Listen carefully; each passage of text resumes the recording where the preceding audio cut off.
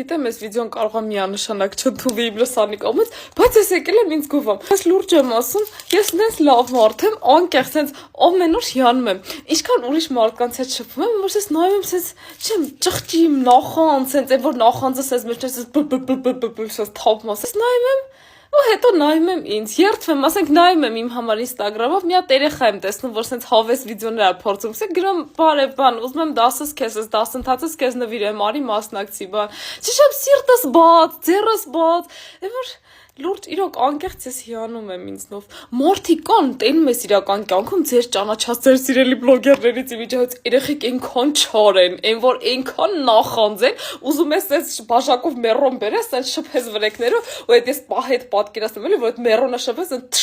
սա ծուխը հելնելու է, չարքը լքի իրանց։ Հա, կստացի թեմայից դուրս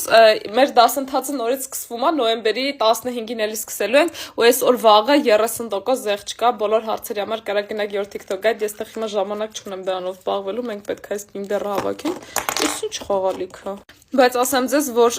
այս կյանքում ընդհանրապես չի կարելի բարի լինել, որովհետև այնքան մարդ է ձեզ փորձելու շահագործի, որ ձեր բարությունից բտառն է մնալու։ Այս մեր խաղալիքը մեկ էլ մի հատ կարևոր բան ձեզ պետքա ցույց տամ։ Ես ձեզ մոռացել եմ պատմեմ այս իշնասկիները, բայց այդ կպատմեմ մաս երկուսում։